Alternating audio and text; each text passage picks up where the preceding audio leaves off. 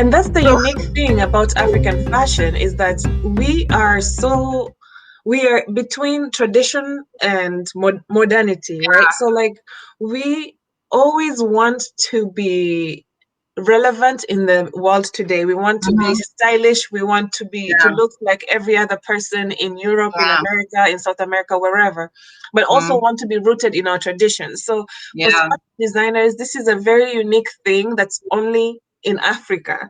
And yes, once we harness this and say, mm, I want to bring some traditionality in my designs, then you mm, have a whole new unique aspect of your designing process. So I yeah, love that you're trying to marry the traditional part of you and the yeah, modern part of you and making some beautiful, beautiful things for people to wear and feel good and look good as well. That's yeah. amazing. So if anyone knows anyone who's giving funds for projects, send them my way. I've been applying since last year. Oh, I've been self-funding, so it's been a bit slow. But my plan is to do a very artistic photo shoot. mm. There's a makeup artist I work with. She's called Marilyn Wanjiru. Check out her work. Just if you go to Myanmar, anything makeup related, you'll see her name tag there. And she's very creative, self-taught. And I'm working with her, and I'm also working with another photographer. And the plan is actually to have an exhibition where the three it's going to be an exhibition like an art exhibition. I don't want it to be a fashion show. I want it to be like an art Mm. so that the photos are being celebrated, the makeup is being celebrated, and the corsets will be displayed in a very unique way. You'll have to come to the exhibition to see. And then no models, there'll be no people. So So you have them on mannequins? no, I won't say anything. You'll have We have to come and see. now you have to come and see how it will be virtual now that everything is virtual. So do you have a timeline for this exhibition?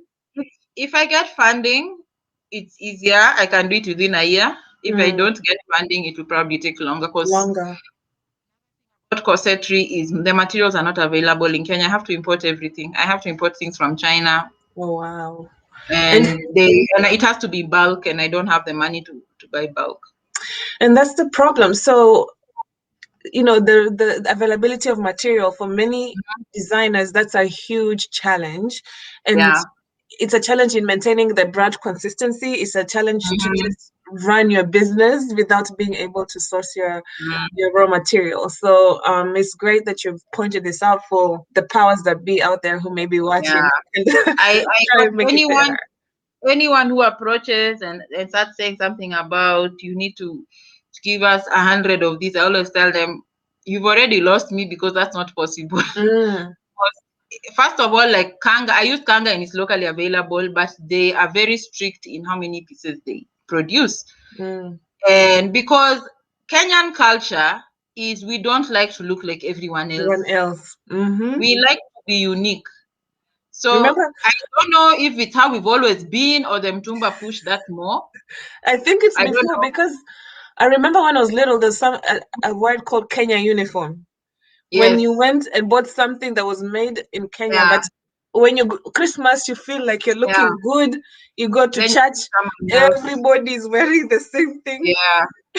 So I It's think it true. comes from that We don't era. like it. Mm. Yeah. So that's why, unless it's something plain like what Vivo do, because you can style it in different ways. But we don't, in fact, I have clients who don't even want people to know that they get stuff from me because they don't want people People to to know, oh, that's where she gets her things from, that's where I'm going. It's a very weird Mm. thing, but that's how we just accept that's how Kenyans are. I don't think it's just Kenyans. I think it's Africans in general. That's why people go to tailors. And Yeah, one, it's because we have so many sizes and it's hard to yeah, find something true. that's manufactured that Yeah, fits African bodies. But yeah, second, we just like to be unique. We have our yeah, own sense of style. And I think that's why this profession won't go anywhere anytime soon. Like, I think custom made, bespoke clothing is here to stay in Africa. It's not going yeah, anywhere. And yeah, this is the prime opportunity to get in while the market is still warming up. You know, you don't yeah, want to come in when everybody has blown up yet. This is the time for tailors, for designers to start making the names for themselves and branding themselves so that they're known while the Yeah, market is still young. true. Yeah. So, and I would like to commend you because I think as a person who's, you're on still, like you said, you're on this branding journey, you've done such a great job of it because you already have a website that you update and you have your portfolio on there and you update it and you have online stores, right? You have your own online Yes, store. yeah. Could you tell our viewers what your online store is called or where they can find it? The online store is actually hosted by a marketplace called Africrea.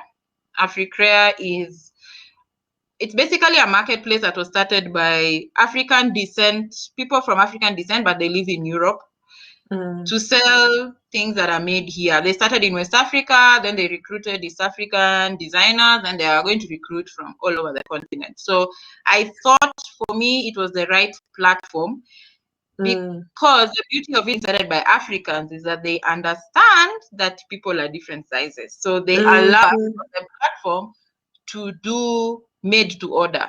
So you're actually advised to talk to you can interact on chat and discuss the measurements and just actually make something that will fit them to avoid the returns and everything. So once I saw their policy and everything and the fact that they took care of the shipping, they have a deal with DHL and they've taken a contract that allows you to ship cheaper than if you did it on your own. So they really try to take care of all the small things that Africans are always dealing with in terms of trying to sell your clothes abroad. So when you spy on something enough and you're like, actually they have everything in check, then this is a good platform for me to try out. Doesn't mean it's easy, doesn't mean that I'm making 101 sales and all that. We are very many there, so standing out can be hard, but it's definitely a good platform. So the site is called Africrea, and you just look for the Miamara Creations shop, and you will find my work there. And how about in Kenya? How do you market yourself? How do your customers find you when you're like your local customers? How do they find you? Most recently, because of COVID now, it used to be word of mouth a lot, but now Instagram seems to be what works. For some reason, Kenyans, even if you tell them check my work on the website, they're like, can you send it to me on WhatsApp? So I have my WhatsApp business. It has my catalog. I can share the whole catalog. I just made my life easy. I have an investor till number. People don't take you seriously unless you have a till number. So I have a till number where people can pay, and I just chat to them on WhatsApp. I deliver with G4S. Oh, okay. I just prefer to work with people who are reputable. I don't want to just work with anyone. And if anyone really needs the clothes in a rush, because G4S is overnight. G4S and Wells Fargo is overnight. If you really need it in a hurry, you can use Uber. Have package delivery service. So I'd use Uber for parcels. So that's how I've been working. I tried to come up with all the policies just based on experience as a customer, because I'm also a customer for people, and also just feedback from what people have said. So from what you've just told me, I can say your advice to up-and-coming designers and tailors is one, social media is very important, whether it's WhatsApp, whether it's Facebook, Instagram. Make sure you have a presence in either. It doesn't have to be all of them. Actually, at least one. It actually has to be in all of them. Yeah, I mean, to start. You don't have to be active in everything. But like if someone Googled you on Twitter, it should be consistent with what they see. At least it will redirect them to where you're active. Right. So just have your branding in all the platforms, because you also don't want to be famous one day and then someone opens for you a Twitter account. Snaps your name. That's advice I got from another program I did. I've done many programs. So that's a good advice. Have your name in all the important social media platforms. So you'll find me on LinkedIn. That's usually for me mostly my professional work. You'll find me on Twitter. I'm not an active Twitter person, but you will find the links to everything else. Instagram, I've become more active on Instagram and Facebook because now they are linked. Mm-hmm. So I do reels, I do IGTV, I do posts, I do all sorts of things. I make sure I respond to messages. That's also another That's thing. It's important. very important. Mm-hmm. Respond to messages, acknowledge people when they say something. I have YouTube as well. You're I opened, everywhere. I opened my YouTube to give myself pressure to finish projects on time. You know, the reason why I said at least one is because I think I Yeah, find people get overwhelmed when they have to do everything. You know, it I is. think you're more likely to keep up with one social media page than having five and not do any of it. Yeah. So, So I advise people, if you're starting, you can start with the one you're most active on. If it's Facebook, you're always on Facebook 24/7, start there. If you're Instagram 24/7, start there. But actually, what slowly, dictates where you'll be is your clients. You'd think it's Facebook, but if your client interact with you mostly on Instagram, you'll probably find you're more on Instagram. And that's if your right. client interact with you mostly on Facebook, you find you're mostly on Facebook. Otherwise, you could Mhm. be on Facebook, but you're chatting with your friends. That's a good point. And your friends, So, if they're not buying, they're wasting yeah, your time. you're wasting your time. So for me, I've learned actually your clients will dictate, which is why I'm kind of in all the platforms. At least I just make sure if anyone needs to find me, they'll find me here. But for locals, Kenyans, I always tell them, please just WhatsApp me. Like Mhm. WhatsApp is a whether it's personal or business, I'm on WhatsApp. It Mm. has to be on because of clients and general communication. So do you have a personal and a business number? Yes. Okay. And do you I learned advise people to have a personal and a business yes. number? I learned that the hard way. And also when you're getting your M-Pesa uh, pay bill number or number, you have to have another number. That's not your number. Ah, Because they actually need, please register your businesses. That's another thing. Register, even if it's sole proprietor. proprietorship. Yeah. You will not get a till number without a registration. And I know people are avoiding KRA and everything Mm-hmm. because they want to make money without being noticed. It But just, yeah. I've learned it's important to just have that. Separate how you get your money. Having another number for your business helps you know how much money you've actually made so that you're not mixing it with your personal money. Personal. And So have also, it's also easier for you to get funding if you have a registered business name, a registered business presence, because yeah, then people know you are a legitimate business and not just yeah. somebody claiming to be They a all ask now. They ask. mm, In fact, I don't know the last time you checked, but even now, when you're trying to rent space from a mall or a shop, they even mm. ask if you are tax compliant. Wow. Seriously, it's being So taken now. that means the fashion industry is formalizing because before it was so Every informal. every business, not just fashion, even now selling vegetables, you have to have a KRA pin. Yeah, they're formalizing. So the faster you get Yeah. on board, the faster you do all this. Yes. So walk a tailor, walk a designer, a new student, walk them through the registration process. Where do they go to get registered? Now it's easy. Everything is online. Just go to Mhm. eCitizen. It's not that, in fact, it's not like you even have a choice. Immediately you turn 18 and get your ID. Mm, And I think also with COVID, I think the government have tried to put everything online. So almost everything you have to do it in eCitizen. You no longer do long lines on the pavement outside a that's government awesome. building.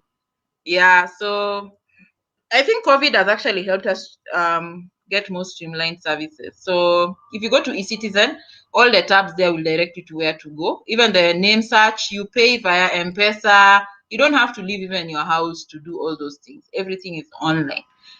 Because the first thing you need as a Kenyan citizen is a PIN. Mm, So once you get your PIN, after your ID, of course, because ID you get when you're still in school.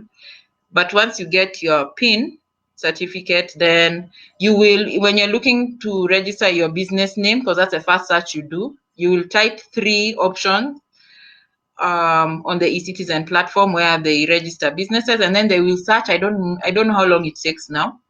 Then they will probably email you and alert you that this is the name that's available. You pay for it, it gets registered, it's yours forever. And how much Then does it cost? it How doesn't much? cost a lot. I think, how much did I pay?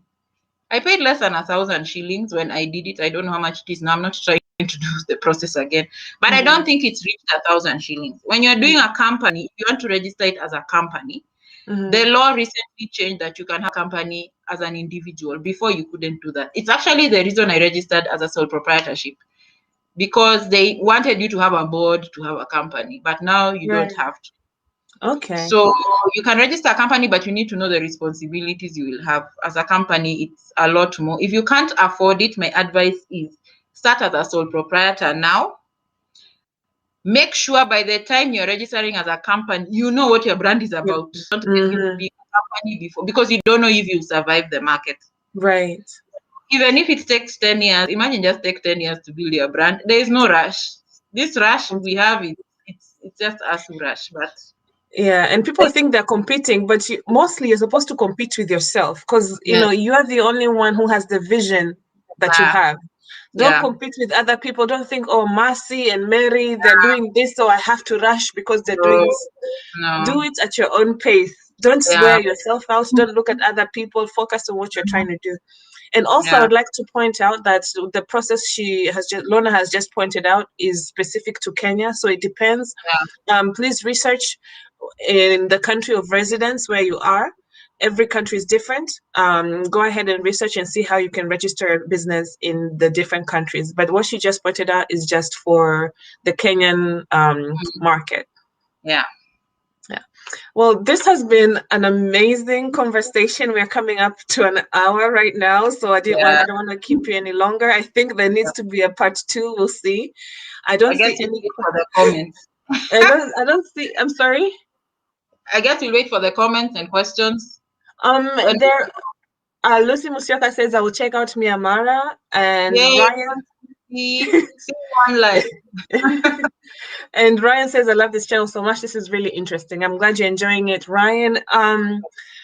We have to say goodbye, and I think we have to have you again, Lorna. This was such a fun conversation. I enjoyed it so much. Thank you for your time. And please go follow Lorna on her social media. Is it at Myanmar? All of them, yeah. All of them. Plus, so subscribe. Also has their own. Its own. Subscribe to her YouTube channel. I do Instagram stories when I'm working. Actually, I post almost every process. So, okay, I'm not trying to make you not work, but if you follow my stories, I'm always posting my process. It's a way of pressuring myself to finish things on time. Yeah, that's actually a very good tactic. You gotta do what you gotta do to get your products out there. So that's awesome. It keeps you what's the word I'm trying to look for? It keeps you active. Yeah. English is my second language. Simudomo changu. What were you going to say in Swahili? It gives you blank. I'm blanking out. Okay, but this was so much fun, and I would love to have you again.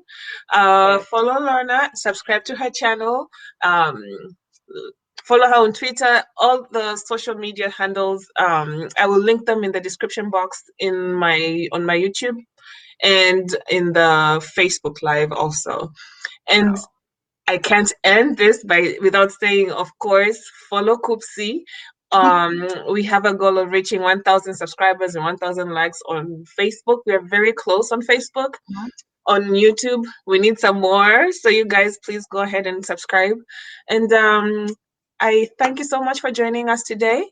And I hope you have a wonderful evening or day wherever you are, and a wonderful week ahead. And see you. Thank you again, Lorna. It was such a pleasure.